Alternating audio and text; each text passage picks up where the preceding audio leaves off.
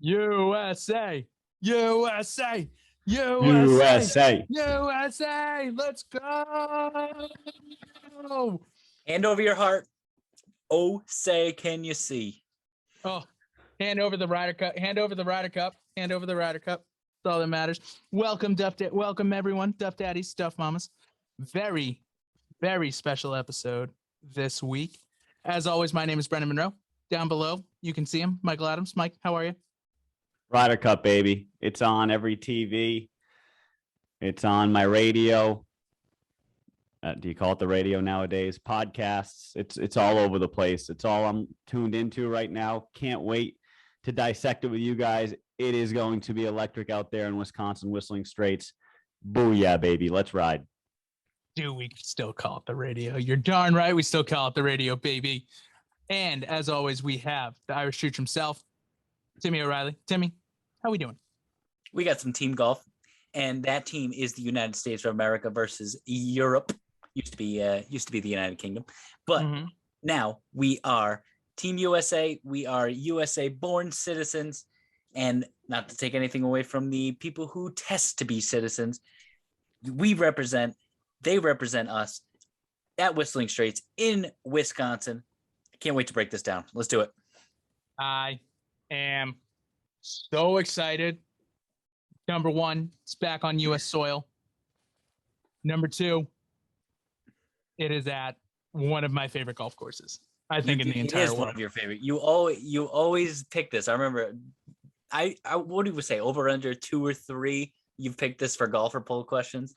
Yes. Yes. Oh, at least, if not. Yeah. I mean, so probably Harbortown's number one, just because of this or Harbortown. Yeah, right. It's either this or Harbortown. It's always either Whistling Straits or Harbortown. That's all that matters. Tim does Pine Valley. Mike usually does Pebble Beach. I am between Harbortown and Whistling Straits. A public course, even though it's owned by a resort, but still a public course. You can still play it for the low price of like $300. But we won't talk about that. No. We will not talk about that. What we will talk about is the absolutely amazing Straits course that they will be playing this week. It has been home to 3 PGA championships. Bad news for the Americans. Never won by an American. America has never won. Jordan Spieth came in second, but the 3 winners of those PGA championships are Vijay Singh, the big Fijian, Martin Keimer, who's a vice captain this week for the European side. Not great. Not great at all. And then Jason Day. Is that what you call someone who lives in or is from Fiji? Fijian? Yes. Seems and that sus. was his nickname, even though he was kind of back in the day, he was a bit of a D-bag, but now he's nice. But the big Fijian back in the day. But yes, little worried that Martin Keimer did win his only major championship on this golf course. And we all remember that because that was the time when DJ ground his club in what was not supposed to be a bunker, but they ruled it a bunker and got 2-shot penalty and it went to a playoff. Ooh, bad memories. Wait a second. Bad memories. Yes. I don't believe this is the only place that Martin Keimer has won a major championship. He won it at Pinehurst number 2. Yeah, Pinehurst number 2. He did. He won a U.S. Open. I forgot. That's on me. That's on me for not double checking. I more remembered it because Michelle Wee also won that week. So Michelle Wee West. Michelle Wee West. And she won the week after. But that was a great 2 weeks because the U.S. Open for both the men and the women were at the same course. But obviously, we're not here to talk about that. We're here to talk about the RYDER Cup. We sure aren't. We are sure not talking about that. And sorry, it was Bubba Watson in the playoff. It was not. How did I get that one? It was not DJ. It was Bubba Watson. But anyways, we're back. We're at this beautiful Straits course where Jordan Spieth did finish second in 2015, so that's a good thing. Jordan Spieth on the American team. Considered one of the best public courses in America. Absolutely stunning views of Kohler, Wisconsin, right on Lake Michigan. Absolutely fantastic. Could this play into the European success? Because it is technically a links course. Weather's supposed to be nice all the way through. Mid 60s, low 70s. sun. I think this place is, yeah, like you're saying, Europe. I know that they're the underdogs, but US, they're 2-7 in their last 9. They can't get the job done to save their life. Did you just say the Europeans are the underdogs? Yeah. I completely disagree with that statement. Check Vegas. Check Vegas. You put $1 down to on it's $1 down on Europe. Get you $2. $2 down on $2 down on the $2 down on the US. Get you $1. They're 2-1 favorites. That's Vegas. shocking. Yeah, that's absolutely shocking to me. I mean, if you look at the roster, if you look at the breakdown of the teams, it's not that shocking. We're gonna get there. We're gonna get there. Brendan, to your point, what you just said, consider the one of the best public courses in America. Until you really pointed it out, Whistling Straits was kind of off my radar. And I remember that one week when we were talking about, it was the first time you mentioned Whistling Straits in one of your answers. And when I really went back and looked at it and went through it, I mean, this is a golf course. I mean, it's like almost like a Kiowa, like on the coast. With very much so. It's like a Kiowa, but better. And I like that it was on your radar and you brought it to our attention before this event, because it really makes it that much more special for me, at least, to know how great it is. And so thank you. Thanks for bringing it to my attention, at least. Well, you're welcome. Beautiful, absolute beautiful golf course. Probably one of the feature holes will be that 17th hole, that par 3, 247 yards it plays from the championship tees. I would be taking out my 3-wood at a minimum. If the wind was in our faces, I'd be going driver all day, every day off that tee. Basically, small green. If you go left, you're into Lake Michigan.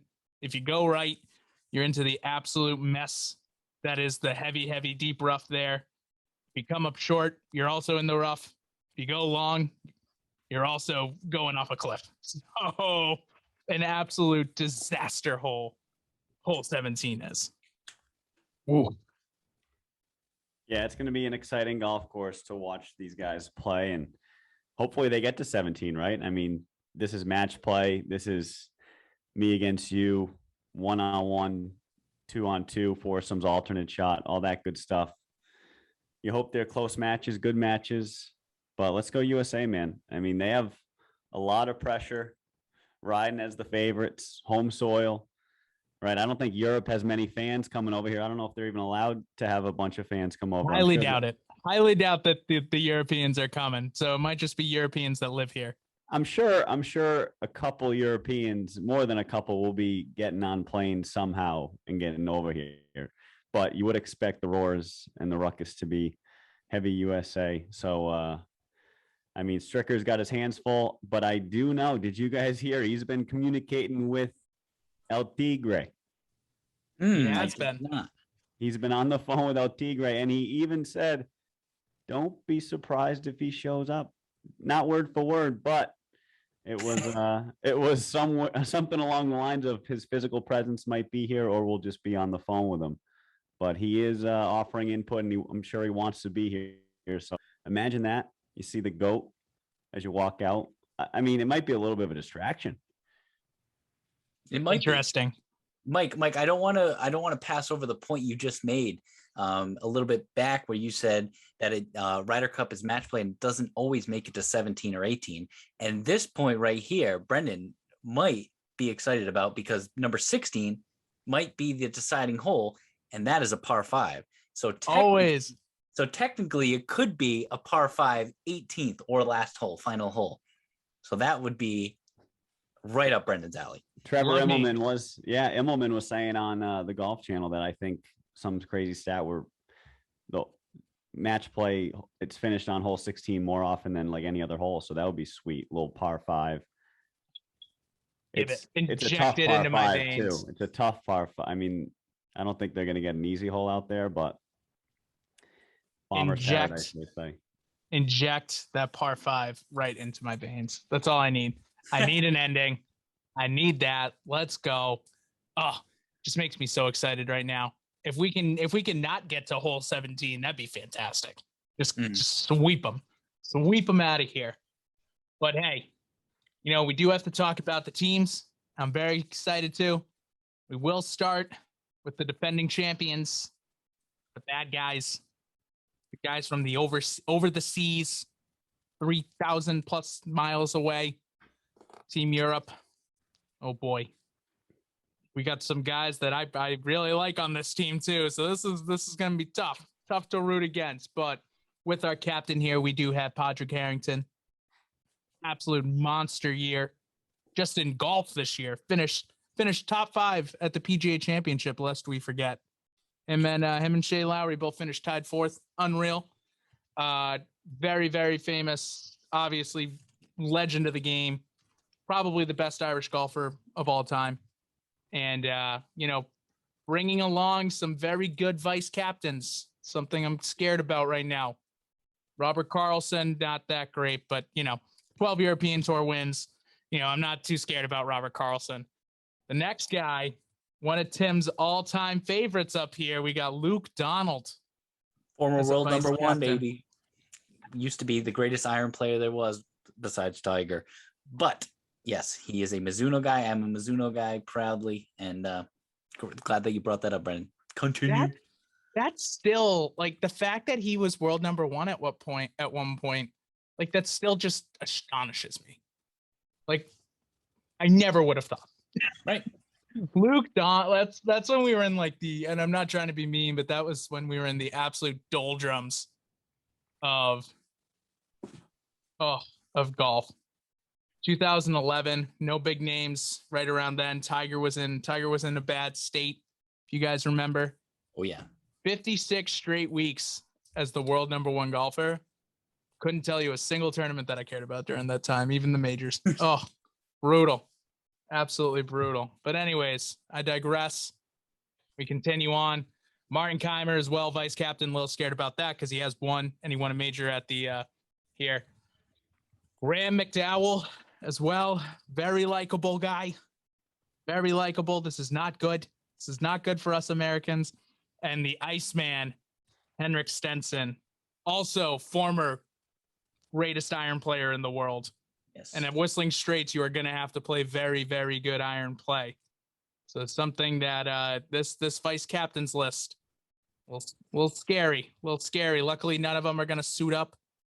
But if they did, I'd be very, very, probably be a little bit more afraid of Henrik Stenson out there than a couple of the other guys on this list. But hey, what happens. Just seeing those guys prowl around Whistling Straits, it just sends goosebumps down your back. I mean, minus Robert Carlson, like no one cares about Robert Carlson. Graham McDowell though, great ad. Oh, unbelievable! What a vice captain. Timmy, another guy I used to play a lot of PGA Tour with back in the day. Oh, big time. Graham. Yeah. U.S. Open champion. U.S. Open champ at Pebble. I mean, unreal. Who has a hole-in-one this year? What are you doing in the Zurich? I did. Yes, he did during the Zurich, so it technically doesn't count. Oh, I know. Because it was during alt shot format, so it does not count. How brutal is that? Definitely counts. I mean, come on. It counts for him, but it does not count as an official hole-in-one on in the PGA Tour histories, which is sad. But anyways, the biggest issue and why I think, even though bettors are for the U.S., why I think the Europeans are probably favored this week, the experience coming from the European side. Because we start off our first guy, the finest aged whiskey in all of golf. We've brought him back for his 11th Ryder Cup. We got Lee Westwood. Doesn't scare me. On this Ryder Cup team. I mean, if the wife is on the bag, I'm pretty scared. She's not. Oh. Check out his Facebook or his Instagram. He's got his son on there. Oh, I'm a little less scared now. I'm a little less scared. Originally, I was very scared about this pick. 11th Ryder Cup. And what's his record in the Ryder Cup? I mean, we're going to get there. Don't worry. I do like his stance. I mean, he used to be a vice captain. Imagine like being a vice captain and thinking your career's over. Not that he probably always believed that his career wasn't over, but just saying, I'm on the back nine of my career. I'm the vice captain now. All of a sudden he's back on the team. Good for him. Very good. Very, very good in team play. He is 8-6-2 in 4-ball, 9-5-4 in foursomes. Biggest thing, 3-7 in singles. So not great singles player. Yeah, he's got to go out there on Sunday. I love it. I mean, that's what the Europeans are really good at, you know, the 4-ball and foursomes, the alt shots where they got to gel, you know, they supposedly have better team chemistry, you know, they get along better. Supposedly people think that they're more amped for this type of an event, which, I mean, I know we're getting there, but if you just hear American comments in the social media atmosphere, stratosphere, you name it what you want. I mean, it just sounds like some of these guys in the U.S. just could be sitting at home this week, you know? So I think the Team Europe, like you're saying, Brendan, favorites due to experience and just due to grit and desire. And, you know, they're born for this. They really are. U.S. is isolated, independent, me. I don't think that's Europe's mojo. So I think, like you're saying, it's going to be difficult for the U.S. to take down these experienced vets. I agree, especially when not just do they have Lee Westwood on this team, but they have the all-time leading Ryder Cup points player for Europe.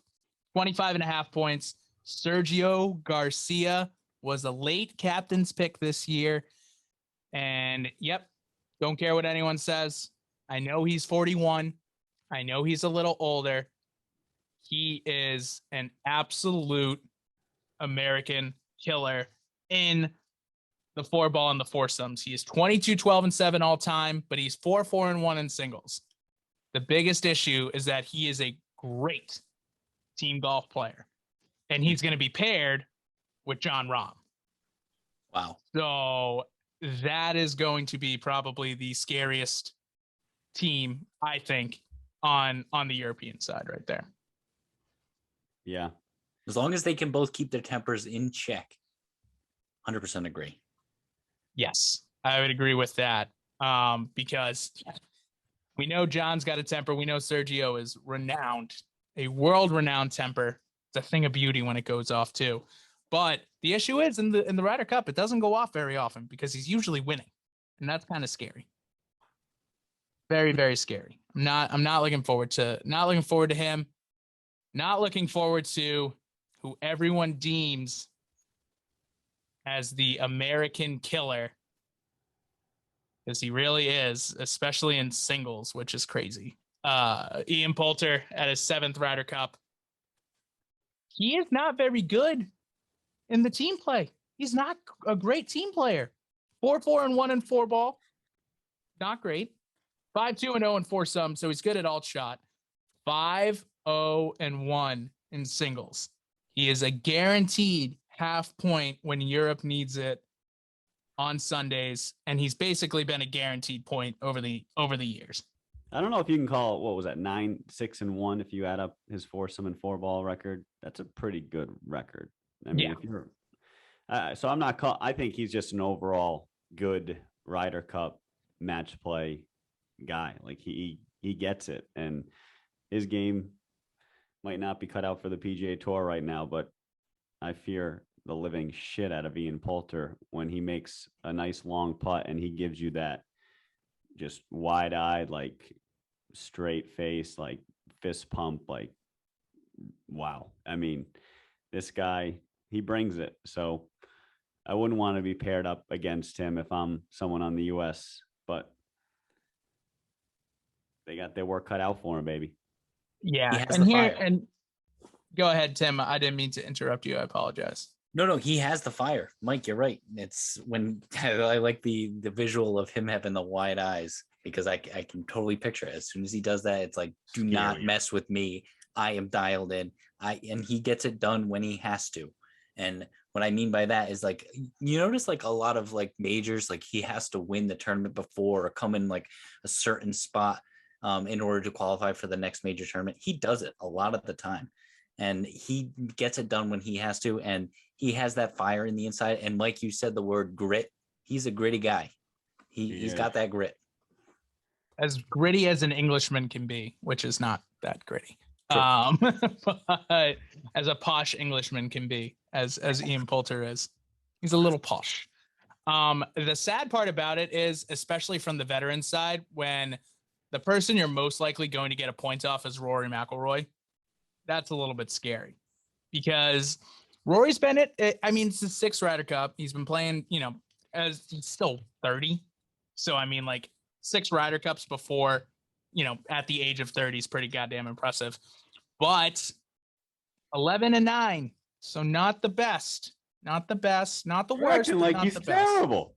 11-9. I'm just saying, bad. I'm trying to find positives here. Burnt Trying to find- Wiesberger. Go against Burnt Wiesberger. We're not there yet, though, Michael. No, I'm not. He's at the bottom of the list for a reason. But you're saying like Rory McIlroy is some schlub out there. He's their team captain. I mean, talk about Padraig. I mean, Rory walks into the room. He demands. I mean, The team captain is Ian Poulter. Like, let's calm down about that. Rory might be the best player on the team, which is no. John honestly Rahm's the best debatable. player. Yes, I was just John about Rahm. to say. But Rory, yeah. I mean, Rory's a leader. He is not the leader. Ian Poulter is the heart and soul of the team. He's a lot like a guy on the US who's a heart and soul on the team, which we'll get to. But I mean, that is a leader by example. He's not. I don't think. I mean, they're all gelling. I'm scared as shit of these guys. I'll just say that. And that's what I'm saying is that if the guy Paul Casey was the next on the list in his 5th Ryder Cup appearance. He's lost 3 matches in 12 attempts. Yeah. Just Paul, and that's Paul Casey. Yeah, that's Paul Casey. I know. Well, like Paul Casey does not do very well. Like he does fine on the PGA Tour, but he's not like a huge. Well, we know him because he's kind of a dick. But I hope he gets buried. I hope he gets buried this week.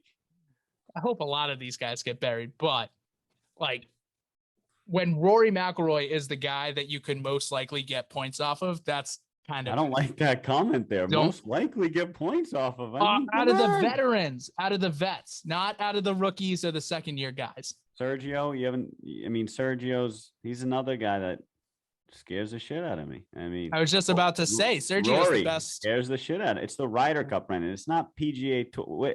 You're acting like if we're acting like the last few months mean anything, then Ian Poulter doesn't scare me. Like, I mean, it's the Ryder Cup. Ian Poulter. Rory might miss that 4-footer, like burn it by, like just he might miss that occasional clutch putt, but I still don't want to go against Rory. Mm-hmm.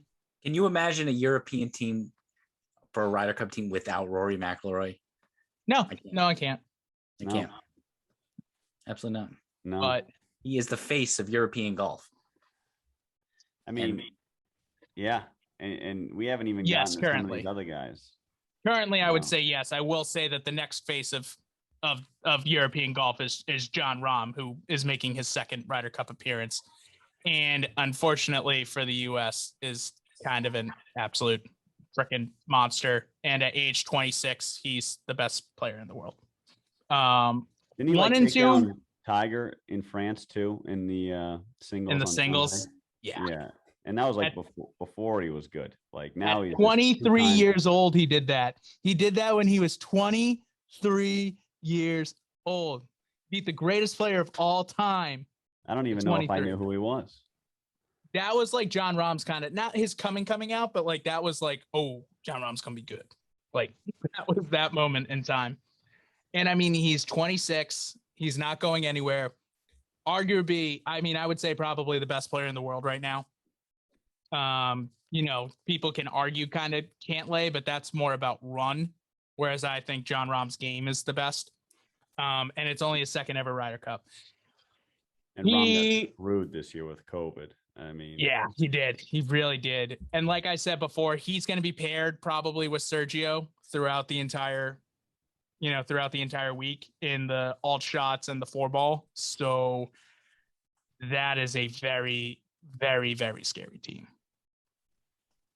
Are you pairing them? You heard that? Or are you pairing them together because they're Spaniards? Or I saw it on Twitter today from the Schmoshman Up Schmodcast that they put out a list of who was paired together, and some of them surprised me a little bit. So like they had John Rahm and Sergio together. They didn't have Rory and someone we'll get to, Shane Lowry, together, which I was very surprised about because I thought they're like, one, they're very good friends, and 2, like they played pretty well together when they played when they were in the same groups in Japan. So they played pretty well together during that tournament. I can see that too. Yeah. So that was interesting that they left those guys off. But someone they did pair with, they paired Rory with Ian Poulter, which that's not, I mean, if you're pairing, which is what I said, the most likely guy you could get points off of out of those veterans is Rory, just from his past record. Maybe not how he's playing this year, but his past Ryder Cup record shows that he's vulnerable. If you're playing him with the best Ryder Cup player, maybe of all time, that's not a good look. That's not a good look for the U.S. at all. Because Ian's a clutch putter. I mean, he makes clutch putts. So if he can ever take that pressure off Rory. Yeah, that is true. I mean, Ian Poulter is not going to miss a 5-foot putt in the Ryder Cup. Rory is susceptible to missing 5-foot putts in the Ryder Cup. Oh man! Speaking of other, speaking of other UK/Irish players as well, we do have two second Ryder Cup guys. We got Tommy Fleetwood and Matthew Fitzpatrick. Tommy Fleetwood is well known for being probably the next Ian Poulter when it comes to Ryder Cups. He went 5-0 in Europe in 2018. Just willed them to victory. I mean, it was never even close. Right? Him and Molinari. I know. I honestly thought, well, since one guy made it on the team, Frankie had absolutely no shot. But if Shane Lowry would have gotten the last automatic qualifier, there were two guys who I think would have gotten that captain's pick. One of them was Frankie Molinari. Like, one of them I seriously thought was going to be Frankie Molinari. Who does Fleetwood play with, you think? Like what is Fleetwood really good at? He's not great at anything. He hits fairways. He's not like a long player, but he's like a vibe guy. He's a vibe like guy, and he's a consistent guy. That's the thing. Like if he's driving off the tee, he'll get you in the fairway. If he's in the fairway, if he's on the second shot in foursomes, he'll get you 15 feet within the green. If you have a 10-foot putt you need to knock down, he's most likely going to knock it down. Like, he is just a consistency is key type of player. I actually compare him and Abraham Answer a lot. I think they're very similar players, where it's just like they don't do anything. And I know Answer's not a Ryder Cup guy because he plays for Mexico, but they don't do anything out of the ordinary that's like, wow, but they're just always there. They're always there. And I think Europe and just they think about the Ryder Cup differently and they embrace it, I think, on another level where it allows them to bring out the best in one another a little easier than US. I don't know. It's just obviously been proven in the win-loss records over time, but like you take an average Ian Poulter, an average Tommy Fleetwood, again, great golfers, but not the best in the world ever. Nope. And you put them up against two US kids who are top 15 in the world. Like, I feel like I'm not shocked when the Edge goes to Europe just because they just vibe better. Like we're saying, it's frustrating, and it's been frustrating, and I want it to change. Yeah. I want this one to be the one that the US get. And then I want them to go over to, Europe in 2 years and get it over nice. There. Would be very nice on Italian soil. Is it 1 year actually? Is it next year? No, it's 2. No, 2022 is going to be the President's Cup. Yeah, so they're redoing it again. It makes sense. Yeah. Give it. You don't want Ryder Cups back-to-back years and not have a President's Cup for 4. But yeah. Speak for yourself. I know, right? Gotta include the rest of the world, I guess. Yeah. Well, hey, Webb Simpson needs to play in a team golf event, so that's what the President's Cup is for. Sorry, Webb, but really not that sorry. Final guy who is not a rookie, Tyrrell Hatton. I personally just want him to be teamed up with Sergio, because if they ever lost an event, they would break all of their clubs, and it would be absolutely amazing. I don't know if you guys remember from this year, but when Hatton was approaching on 18 and he hit an off and he didn't hit the green, he hit the fringe and he broke his 7-iron in half. It's unbelievable. No surprise. Like we talk about Rom and Sergio having a temper. I think Tyrrell Hatton by far and away has the best, worst temper on tour. Like it's absolutely hilarious what he gets into. But I think he can control himself though. He bursts of emotion, but I think he needs to let it out in order to move on. But he's hilarious. I would love to follow that guy around for 18.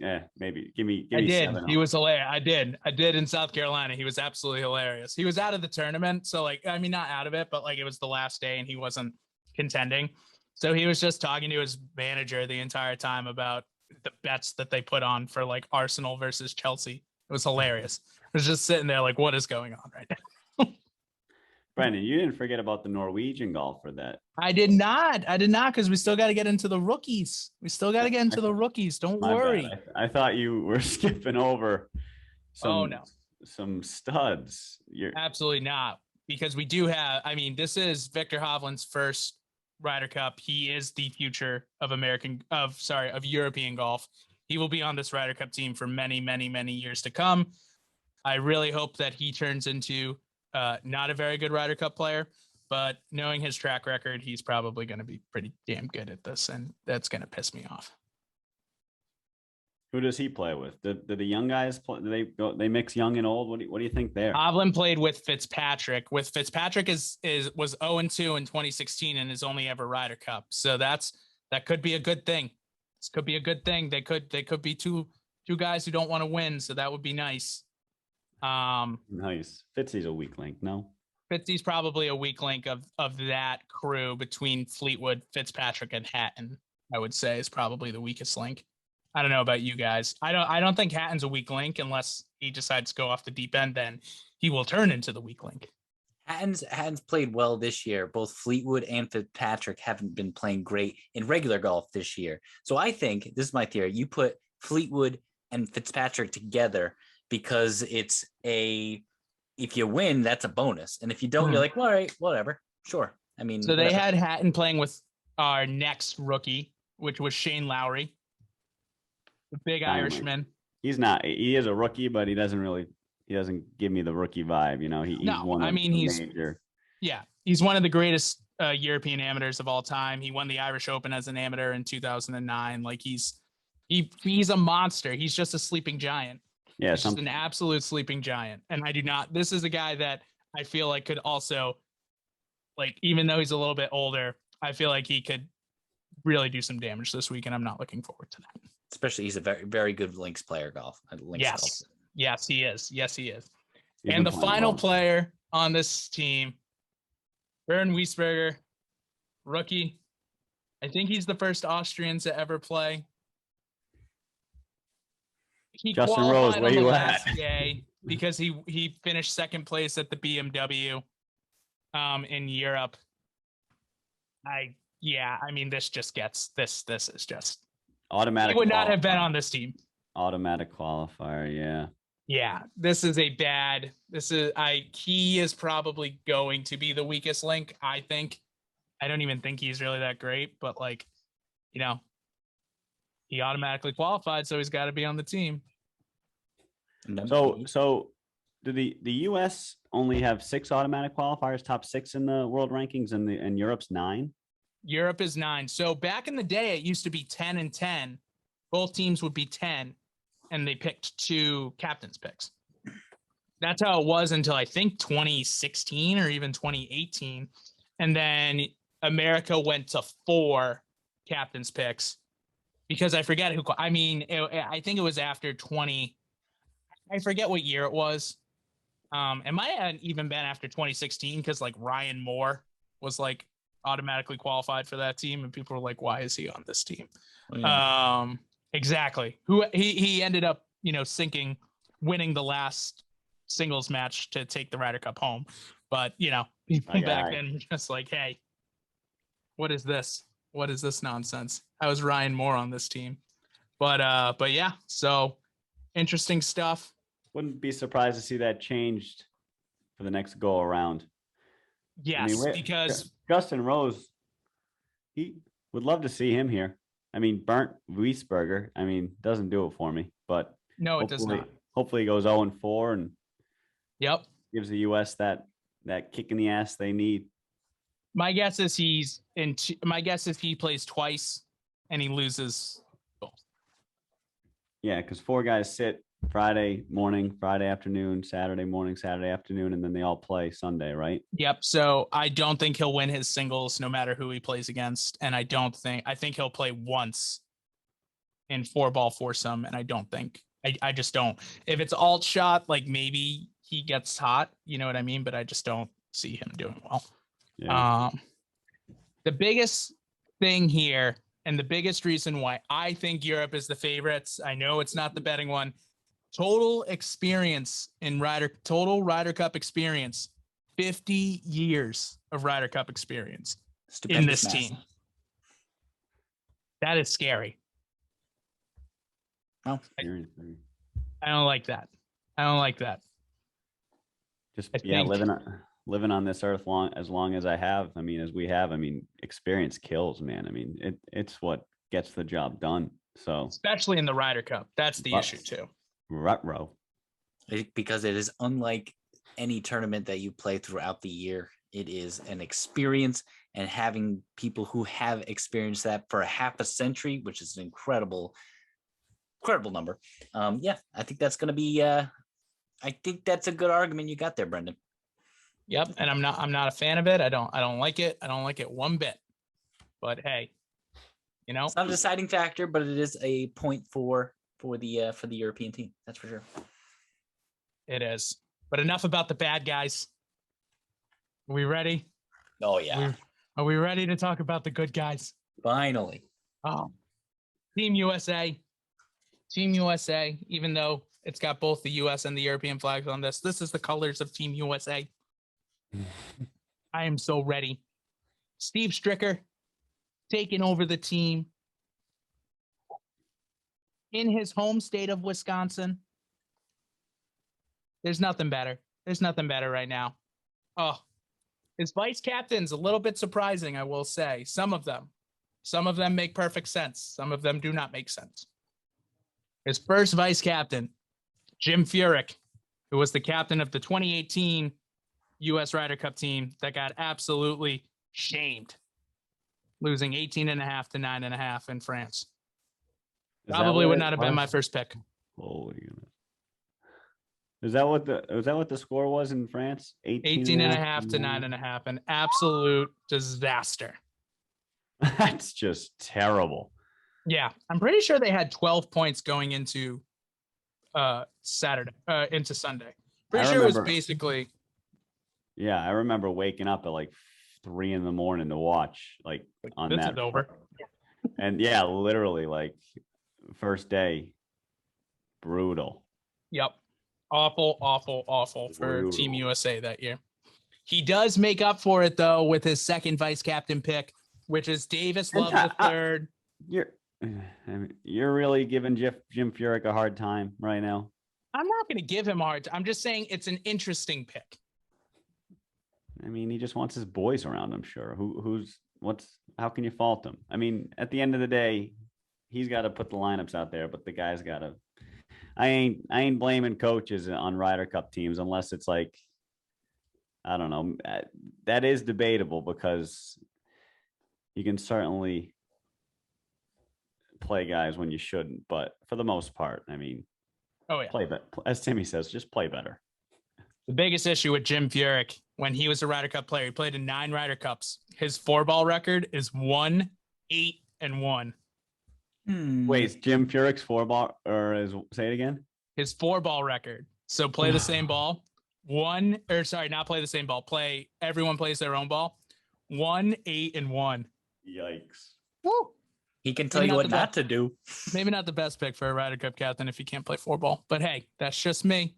I kind of see a motif here for the bunch of captains for all these, and you have a couple left to name, but you'll see when you name the few except for the last one. They're all kind of cool as clams. They're kind of just relaxed, easygoing guys. There's no real big emotional figure. Maybe that's the direction they're going. Steve Stricker wants a nice, cool, calm, and collected crew that can really focus on the game and not get caught up in the emotions. Who knows?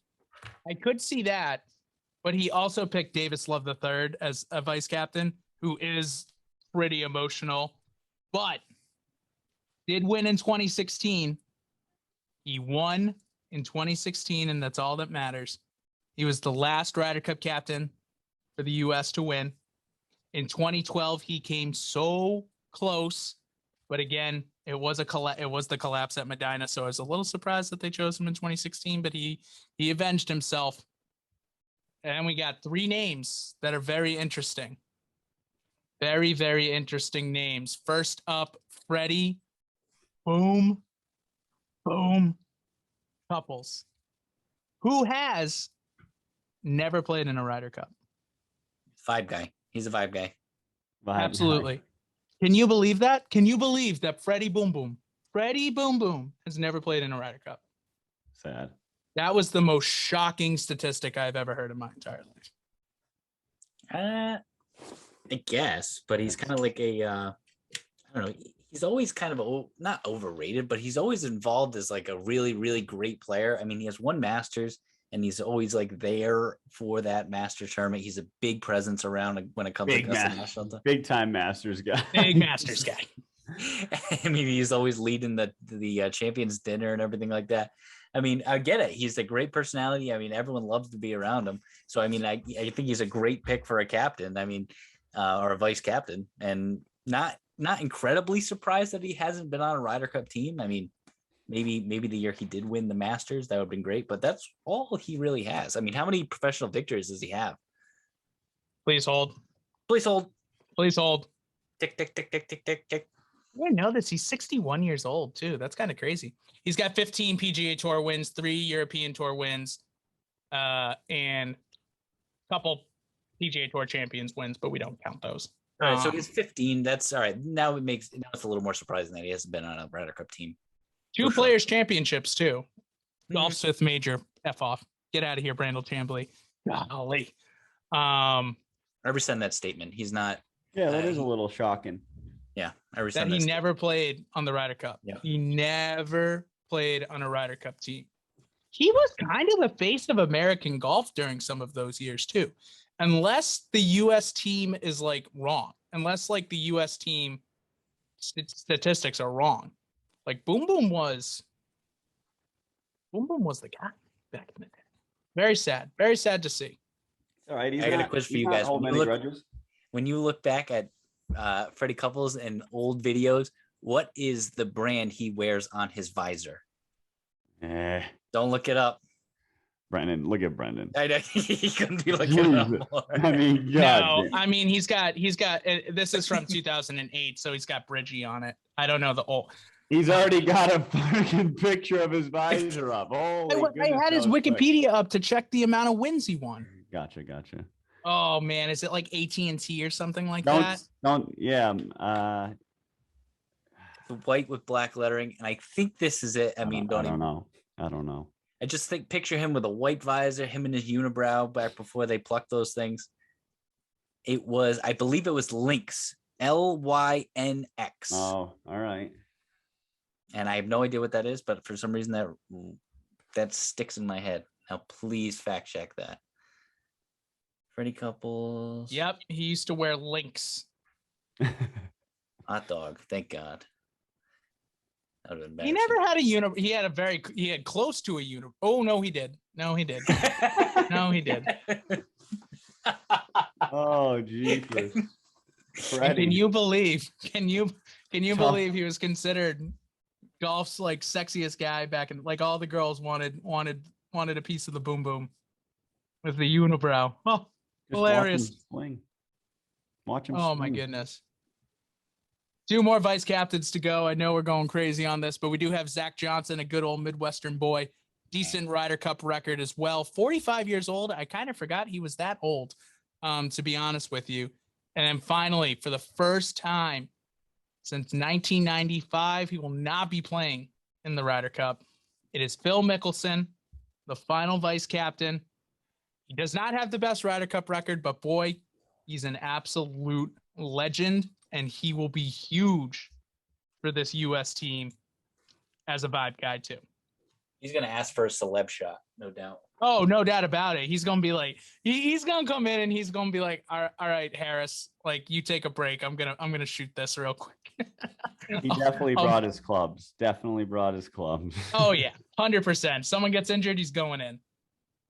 Which wouldn't be bad. I mean, I think No. you should caddy for someone, Maybe caddy for Lee Westwood, show him how to hit a chip. Oh wait, he's on the European team. I But know, still, right? I would like for him to. That'd be cool if he brought his clubs, though. Just go around and hit chips and tell people, coach people as to, where to hit it and all that. It's a valuable asset to have, especially off his recent victory. I agree. Oh man, guys, but I don't know about this. And this is why I start getting a little nervous, because I'm looking at the experience side of the US. Not the players themselves, but the experience within it, and it shocks me a little bit. So the most Ryder Cups anyone has played on this US team is 5. So this will be Dustin Johnson's 5th Ryder Cup. Do not play Dustin Johnson in alt shot. Do not play Dustin Johnson in alt shot. He is 1-3 all time in alt shot. For the love of God, do not play him. I mean, What do you think that come is? on. He is a bad. He's one of these guys that is not good. He's 3-1 in singles. Like he's 3-1. He's great in singles. But he's 3-5 in 4-ball and 1-3 in foursomes. He's one of those guys that just does not play well with others. And Michael that's always Jordan. been kind of DJ's thing too. Like everyone's always said that about DJ too. He's not like fun to play with and everything like that. Michael Jordan doesn't make that freshman team or make the JV team as a freshman. Don't go out next year. Don't go out to play basketball next year. Come on, it's DJ. It's one of the best players in the world. I'm saying just sit him for the foursomes. Just sit him for the foursomes. Both days? Maybe one day play him. Gotta play him.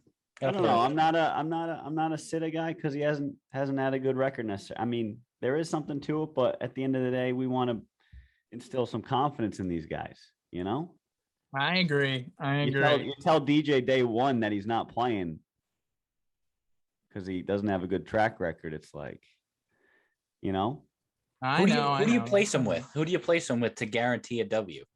Honestly, you play him with Jordan Spieth because Jordan Spieth is by far and away the best team golf player on this team. He's 5-1 in 4. It's his 4th Ryder Cup. He's 5-1 in 4-ball. He's 2-1-2 in foursomes. The issue is that he played with Patrick Reed in all 3 of those Ryder Cups. Right. We know it's Spieth and Thomas, right? Yeah, it's going to be Spieth and Thomas because Spieth and Thomas did play very, very well together in 2018 too. But I'm just a little nervous about DJ on the team golfs, on those foursome, on the alt shot and on the 4-ball side. What if you put him with like a Patrick Cantley? Exactly. That's what I was thinking, Tim.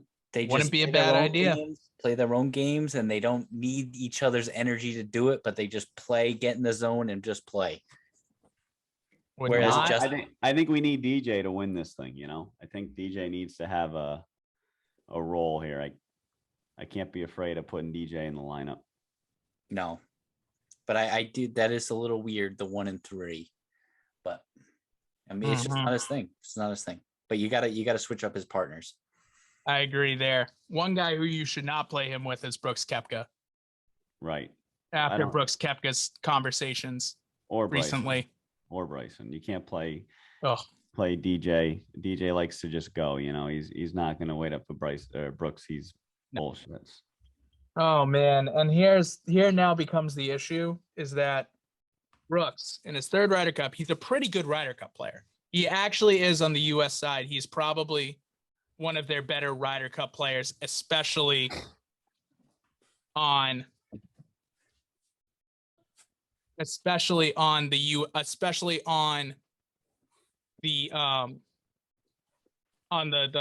4-ball and the foursome side. So he's pretty good at that. Whereas Bryson, who's got this vibe about him, I'm excited for Bryson to be there. I can't say that very often, but boy, Bryson stinks. in the Ryder Cup. 0-3 all time. Can't get it done in singles. Sure can't get it done in either 4-ball or alt shot. I just think they got to do it. I think they got to put them together and see how it goes. Pull the Hal Sutton back in the day. You put Tiger and Phil, who did not like each other back then. You put them together. They play well. We need the Hal Sutton vibe here. You just put those two together.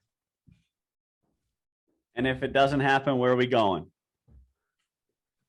Losing. It probably ain't happening, you know? I mean, but where does Bryson play? Who does he play with? So my theory is I don't want to play with Brooks based on his comment. I don't want to play with Bryson. And if that affects two different teammates or two different matches by splitting them up, then that's 2 losses that are because of their lack of fire or whatever, lack of team. I say put them. I mean, Brendan, you said put them together. And if it doesn't work out, that's only 1 loss you have to, because of their lack of chemistry with other people. So maybe put them together, and if they win, that's a bonus. If they lose, then you're like, all right, well, we kind of expected that. Yeah. I think you can place them with guys, that get the most out of him, or like, I'm not scared of Brooksy losing in the Ryder Cup. I think if you pair him with someone that like he'll get along with, I think that's a dynamite team. Bryson's the guy I'm worried about. Like, Bryson's the guy who, if you pair him with the wrong guy, it's like on alt shot or 4, but like whatever it is, like you can't play these events with one guy doing well. You need both guys gelling. So I just really don't know where you would go there. Like maybe like a Morikawa, like someone who's pretty even keeled, low key, like dialed in, best iron player in the world maybe, and he gets to hit off Bryson's drive, or I don't know, someone who just gives him that little sense of confidence and that he can be himself. Because I don't think he'll be able to be himself with Brooksy, right? I think that just won't work. What about placing him with someone who's just happy to be there, like a Daniel Berger? You need to place him with the heart and soul of this team, which is Tony Finau. You need to put Brooks and Tony Finau together, because it's the guy who doesn't give a shit with the guy who is going to care way too much about this. And you put them together, and then that way they kind of cancel each other out a little bit. And then Tony can get him going and keep him continuing on and say, we still got to stay in this. Because I think Tony Finau is absolutely, positively going to be the guy who is all right, we're all in this, we're all together, because he's just that great of a dude. Wait, I thought we were talking about who to place with Bryson. Oh, I thought we were talking about who to play with Brooks. No, Brooks and Finau should definitely go together. They played well together in France. I believe they had a good record in France. I remember seeing that team. I'm like, that is a long hitting team. Yeah, and they played right. well. Yeah, I remember seeing them. And hot dog. Maybe you put Bryson and so we're gonna get into the rookies, because the U.S. has 6 rookies this year, which is crazy. If you're putting Bryson with a rookie guy, I would say either Xander or Patrick Cantlay. I think those are probably your 2 best bets, because I don't think, first of all 3 of them are from California, so that's kind of big. I don't think you play him with Morikawa, because Morikawa has, I think, been kind of like, no, not to like Bryson that much. Cantlay, Mr. Calm, Cool, and Collective, I think that might be the best bet, because Bryson is probably the most like you know what I mean? Like, guy who probably gets the most, not fired up, but the most kind of angry with himself. Like, I think playing him with Cantlay is probably the best idea. I also think Cantlay might be sick of Bryson even after that playoff round. Right. Well, then you put him with Xander, because Xander is that guy who, he's Captain America right now. He's the new captain, even though Captain America is Patrick Reed, but brought a gold medal back for Team USA. Big into playing for the US of A. So I think that's probably the best bet. I think we sit him for the alt shots. Get him out of the alt shots. Why can't we do that? Bryson. Yeah. No, you don't play him. This is the one guy. So he's never played 4-ball. He's only played foursomes and singles, and he's 0-3. So you do not. Yeah, let him play his own ball. Let him play his own ball. Yeah. That's perfect. Play him with Patrick Cantlay or play him with Xander. Do not play him in alt shot. Are you kidding me? No. Do we remember what he did in match play in Texas? There was one ball where he literally just hit it 30 yards directly to the right side.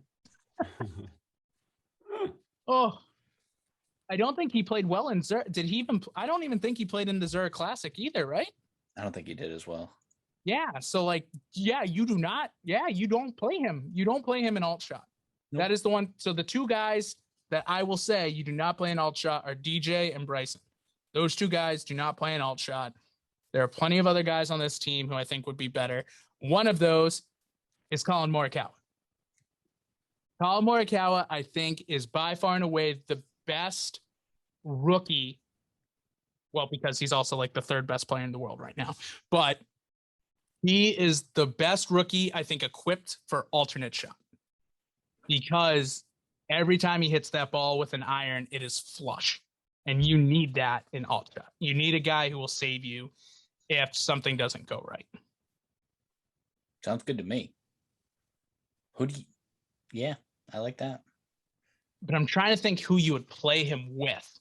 Do you put two rookies out there? Do you put him with like Harris English, who's also pretty consistent, or a Xander or a Scotty? Or do you pair him with DJ? Because you know DJ's gonna kind of mess up a little bit. I like Xander and Colin together for some reason.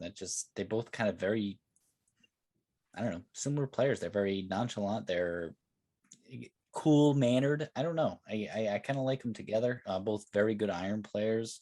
Like you said, you got to be pure. And Xander is he's always there. And Colin has shown that he can win. And I don't know. I kind of, that's the one that came to me as I wanted to see them together. But you're right. Harris English. Who the heck do you pair Harris English with? I think he's a versatile guy. You know, he's a guy who can go. He's like, what is he, like butter? I mean, he can go on anything. Like put butter on anything. The only person you wouldn't put him with is Patrick Reed, because Harris English and Patrick Reed freaking hate each other from their days at Georgia. And yeah, Patrick Reed's not on the team, so you don't got to worry about that. I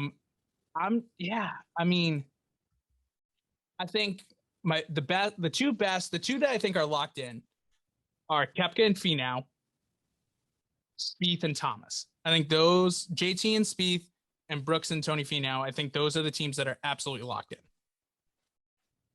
Unless they decide to pull a Hal Sutton and they put Brooks and Bryson together. Just not an alt shot. Please, just not an alt shot. Oh no. My God, how big of it. They'd be 9 down through 9. Great television. I'd watch. Oh, they'd be dormy on hole 10 already. Oh my God, what a disaster that would be. Everyone else kind of here, like you have to put DJ. I think you got to put DJ with someone who can correct his mistakes. So that's an issue, but you got to put Bryson with someone who will calm him down. So that kind of leaves like, you know, Colin and Xander are two of those guys that can probably correct mistakes and calm guys down. So that's why I was trying to split them up. But I actually think that they would be a perfect pair together too. Because, you know, Xander's putting it in the fairway. You know, Morikawa is putting that right on the green. And, you know, Xander can putt a little bit too. He's shown that throughout his career. So it's interesting to say the least. Thank God I'm not captain because my brain hurts. Oh, and then you have Daniel Berger, which what the hell do you do with Daniel Berger? Can you sit someone the entire week? I think they have to play one match. I think they have to play one alt shot, four ball or alt shot match. I think they have to play one, and then they have to play in singles. So everyone plays in singles. I guess you save them for singles. Am I right? Like, basically, you put them out there. Oh boy. Oh boy. Oh, I don't know if you guys can hear in the background. I've heard some positive things on Danny. I mean, I guess he's got some personality. I mean, I don't write him off. Don't write him off just yet. 28 years old, 4 professional wins. He's a very good player. He did burn me this year because I picked him for the Masters and he missed the cut. So I was really upset about him with that. So I saw that and I was just like, friggin' Meisterburger coming out of nowhere and just making this team. I honestly did not think. I I was very surprised when I heard it was Berger. I thought they were going to go Patrick Reed over Daniel Berger, and I probably would have gone Patrick Reed over Daniel Berger. Oh man, I mean, Patty, shut your mouth. Pat Reed, last Ryder Cup, he got shit roaring with just unhappiness about what happened in the Ryder Cup. I think his wife started talking about it too. Like, that stuff comes back and bites you. Captain America no longer. His wife runs a burner Twitter account, and it's absolutely hilarious that everyone knows that it's Patrick Reed's wife too. Like it's very clear and very obvious, and it's hilarious. If they win this Ryder Cup, he's not on the next one. Berger's on this. If Berger goes out and goes like just dominates, now it's like, all right, this guy's clutch. Patrick if Berger goes out and dominates, I will eat my word. I will eat all my words because I was so shocked. He will have seized the day. That's for sure. Yes, he will have absolutely He will have absolutely seized the carp, as they say. Mm-hmm. Patrick Reed's probably sitting at home too, like hoping the Team Europe gets. Absolutely. He's wearing that freaking blue flag with the stupid yellow stars. What is that nonsense? You're not even a country, you're a continent, and we're bigger than you. You jerks. You big jerks. But anyways, the biggest thing that I see is comparing the total experience, obviously 50 years to 24 years. So the US has less than half the experience that the Europeans do. The US obviously has the better players. I believe in the world golf rankings right now, the US has 8 out of the top 10, but I could be incorrect. I'm double checking. I am double checking. Please hold. Holding. Please hold. Please hold. Great radio, by the way. This is fantastic radio. Am I right? I'll give you while you're looking that up, I'll give you my biggest takeaway is that 50 years experience on the European team, 24 years experience for the US team. The highest, the most experience on the US team is DJ with 5 Ryder Cup appearances. You know how in normal sports there is building years or rebuilding years, kind of those things. I mean, the US isn't kind of at the tail end of a building decade, a rebuilding maybe couple decades, and we're just kind of looking for that breakthrough year to really start something rolling, and we're looking for that team that can be the core of Ryder Cup teams to continue. So is that going to be this year? Maybe.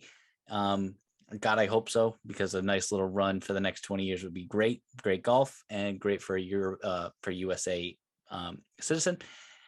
So that's my takeaway. It's a rebuilding couple decades. Brendan, did you find the answer?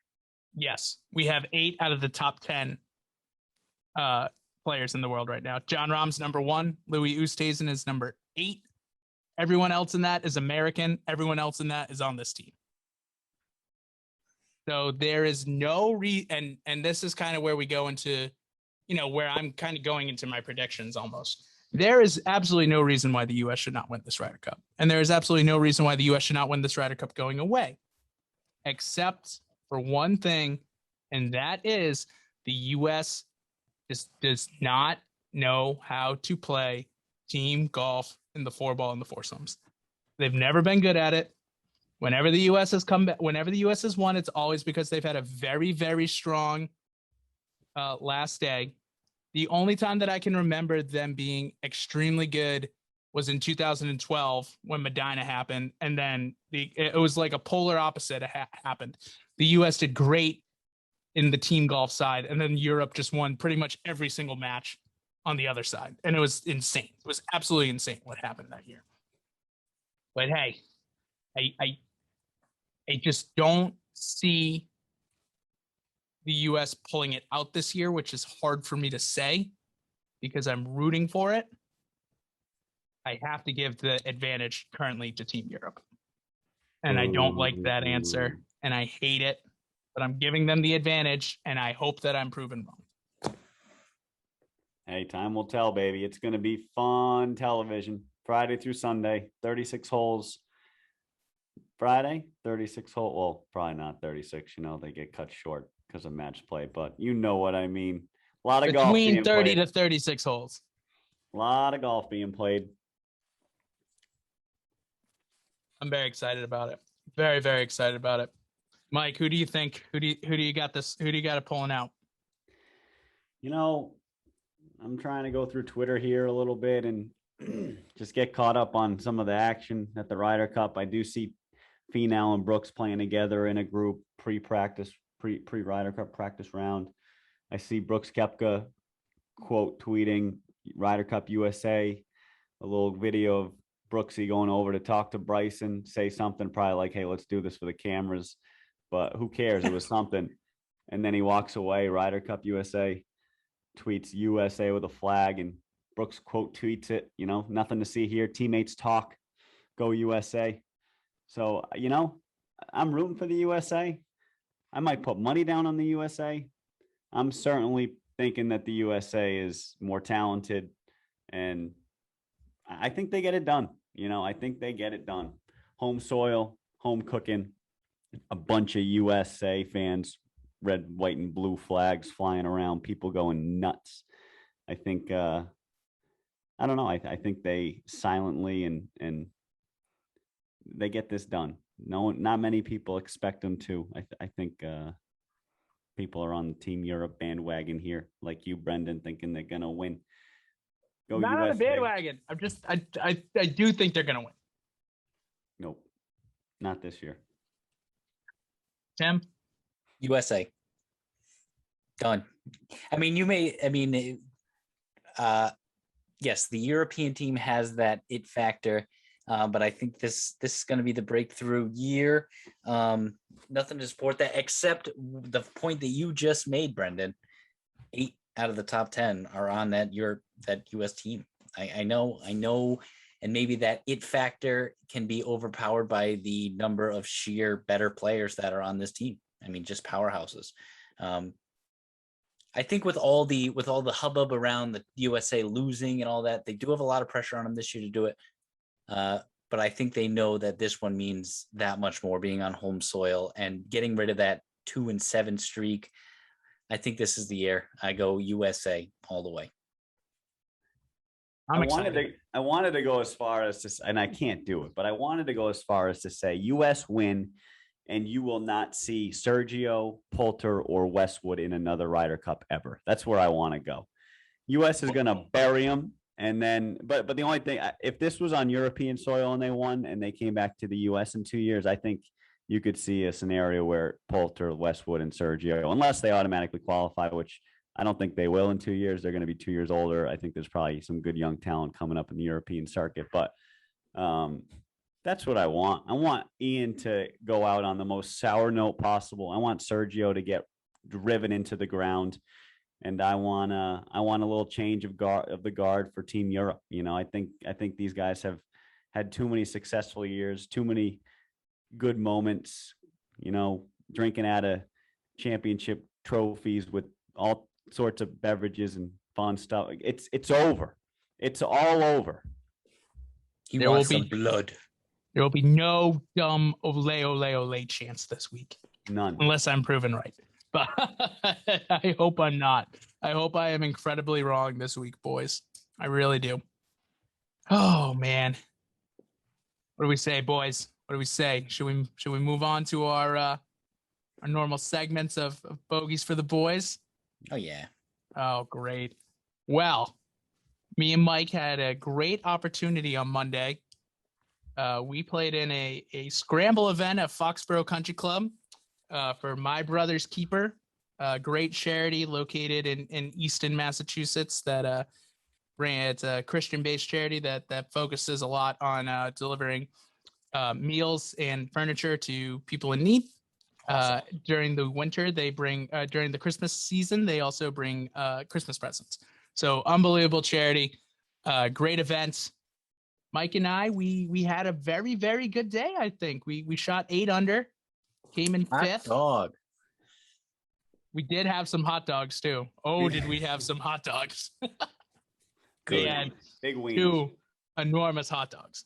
Wow. Like some of the biggest hot dogs I've ever seen in my life. I'm not a big fat wiener guy on the dog. I'm a get skinny, got a little snap. You know, you can fit your condiments in the bun. You know, the bun was top notch. The bun was top notch. I'll give Foxborough Country Club that. The hot dog was absolutely enormous. It was good though, but it was huge. It was like a sausage. It was like the size of a sausage, and you know, I just don't expect that out of a dog. Like had some girth kind of thing. Big time. Oh yes. Oh yes. You go to Duffin Up TikTok, you'll be able to see it. It is massive. Oh my God. Good. But anyways, finished in 5th. Pretty well.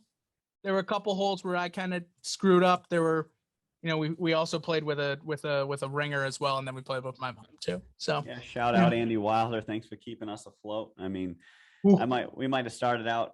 I thought I did decent on the front, but on the back, I don't know, lost focus. Might have got a little tired. You know, just no excuses. Play like a champion, but couldn't finish strong. Not like I wanted to, but yeah, we punched some balls out there, Brendan. We were swinging for the fences, a little scramble format. We sure were. But yeah, always can do better. And we couldn't make many putts. Foxborough, like I think we've talked about on this podcast, the Country Club of Foxborough. The greens are brutal, man. Greens are tough. It's a spot course too. You got to hit that spot. You got to hit your landing zone if you want to play well. Gets a little rough. I will say that. What fun. Yeah. A lot of fun. Great day. Beautiful. Beautiful. So much fun. Why we're doing the podcast on Wednesday too instead of Monday, just because we were out all that day. I know that I was probably in bed by 9:00 that night, so I was in no condition to do the podcast. I was tired. Anyways. Oh yeah. You don't realize until like you get home. I feel like after like 5.5 hour rounds, like it's like, damn, like that actually took a lot out of me. I was a little surprised. Big time. But anyways, Timbo, were you able to play it all this weekend? I did. Just -8 for you guys. There's nothing to wiggle by and let go unnoticed. I mean, that's good. Good for you guys. We could have and probably should have been at least 9. All right. That's realistic. Yeah. No, we could have been 12. We missed. No, we missed a couple birdie putts. We did, and we got some mulligans, and then on one of the holes, we all used our mulligans, and we still missed the birdie putt. Oh, so, that's cool. I like that. We get mulligans. Yeah. Did played with my brother and our pal Connor. He is a real American hero. Speaking of the USA team, he just came back from Korea overseas, and the cool thing, I mean, first of all, he's a funny kid. So speaking of wieners, we go up to the window. There's a little, halfway house kind of thing, and ask the attractive halfway house lady, looks through the window, and he goes, real seriously, he goes, "You got any wieners rolling in there?" Just talking about real funny. Funny you say that. The wieners were actually really girthy as well. Funny that you say that, and we made comments on that. Very thick, very good as well. But yeah, I prefer the snap. You're right, Mike. Anyway, but the coolest part is that he told us he played the most dangerous golf course in the world when he was over in Korea. So he's stationed in South Korea, which obviously is in North Korea. But it is well known that this golf course is one hole, and it is about 200 yards or something like that. I don't know, some really short distance away from the North Korean border. So he got to play golf there. I think it's like one hole. It's like a driving range, something like that. But it's known as the most dangerous golf course in the world.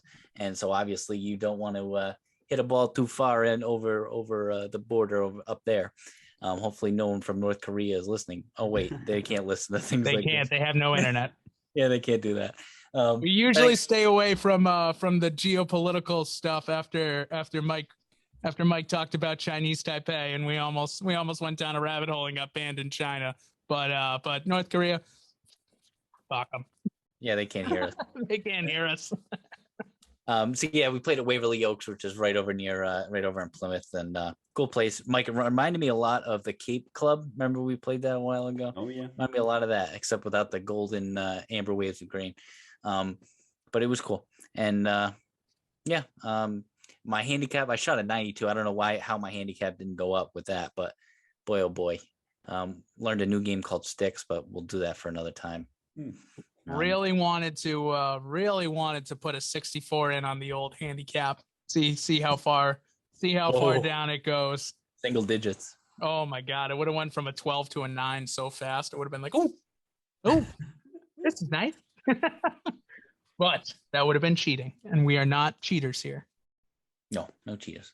No cheating. We Oh, played man. we played with a random guy with a wicked Boston accent. And, Yeah. yeah, he was like, it wasn't really like that funny, but the best part about his was just like his banter and like different comments he would make about shots. And with the accent and all, he came through, my buddy Connor, who first of all, he wears banana shorts, like bright banana shorts, like with images of bananas on it, which is great. And I love it. but he uses, get this, he uses the Anchor putter. He bought it as soon as they became illegal. I mean, they're not really illegal, but he bought it as soon as they did. He got it from a steal, obviously, because they became illegal. Still uses it, anchors it, doesn't give a shit. Love it. And but anyway, hits a putt, couldn't go further past the pin, almost went off. The guy with the Boston accent goes, "Boy, that was hammered." We just lost it in the perfect ball. I can't even do it justice. But anyway, so shout out to Connor. Connor uses the Anchor? Oh yeah, it's great to see. I got a video. He's lucky. He's a military man, or else I would have to tell him not to do that, please. Anyway, hate the anchor. Hate the anchoring. Does he anchor it on his forearm? no, he has the tall one that's like. Like Jesus! Does he have a bad back? No, he's quirky. He's a quirky guy. That's illegal. Tell him it's illegal. Tell him We know. He knows. He doesn't care. Connor, no. Also, of course, shout out Ian. Shout out Timmy's brother Ian, as always. I know you're listening, and I know you hate it when I call you Ian, so that's okay. Bry guy hates it when we call him Ian. Oh, we don't say we. You're the only one who calls W-E. W-E. What's mine is yours, Michael. Remember that on this podcast. We're all in this together. Brian's playing well. Still has yet to get that under 80 round. He's got to get it by the end of the year. He's just playing real great golf. Isn't he? Well, he's been close so many times. Oh. He's playing really great golf. God, we gotta get that kid under 80. He'll get there. Don't worry. He's got that beautiful ping G425 driver. He's hitting the fairway every time with that. Jesus. He does. He's getting out there a lot too, huh? He's getting up in the lot. He's getting up in the morning. Kids like on Snapchat out there. He's committed. It's like noon as I'm rolling out of bed and look at it's like 6 hours earlier. Brian's out there golfing. I'm like, man, he's already on the second 18. He might even be on the third 18 by then, Mikey.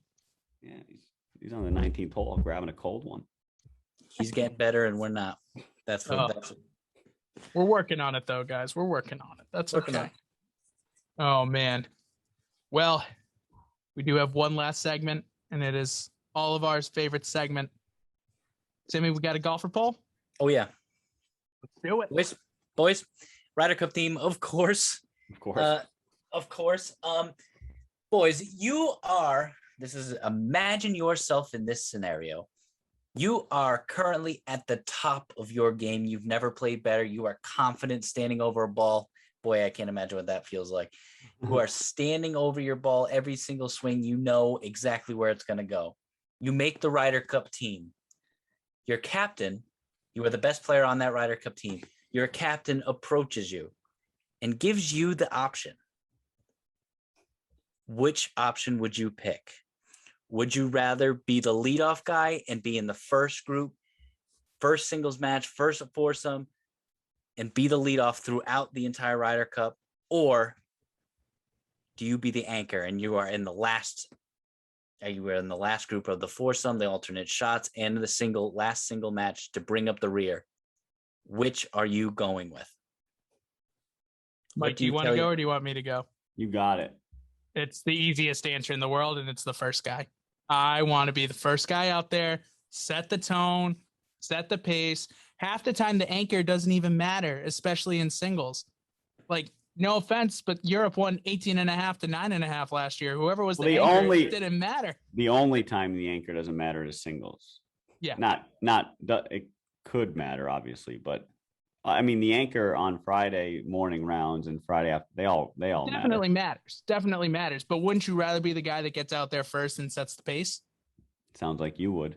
Oh, I sure would. I I haven't want to answered be. yet. I want to be. Oh, yeah, it's true. Crap. I almost ruined it. Almost ruined it there. Oh boy.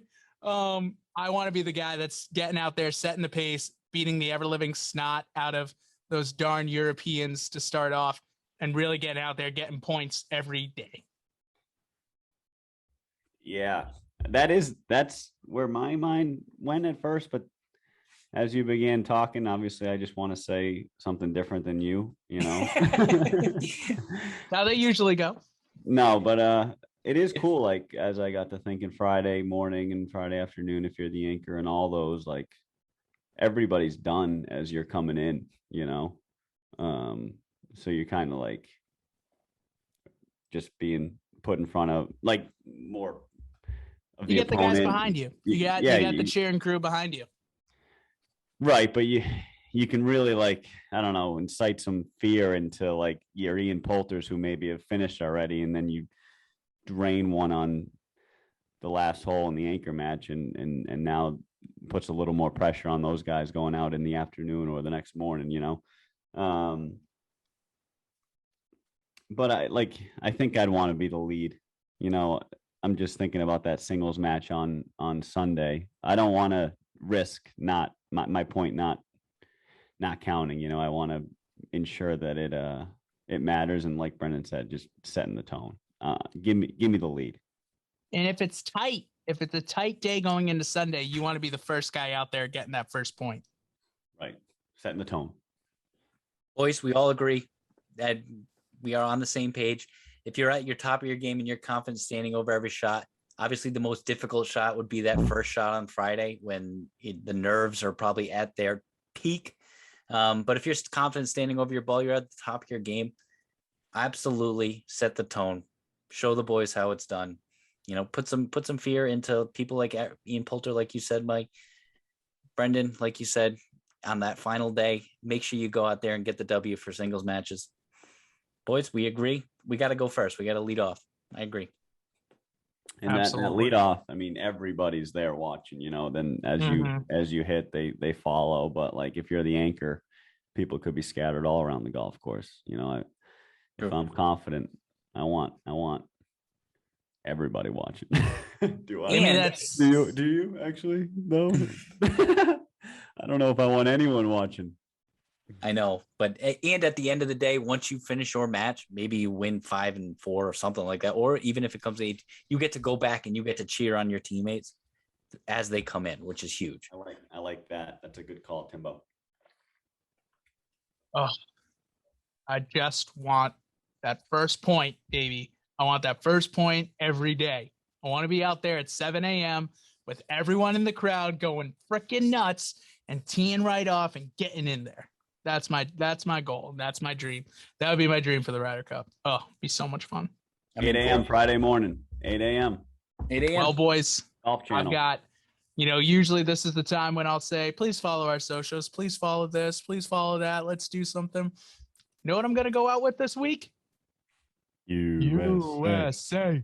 USA. USA. USA. Let's go. Ryder Cup, baby.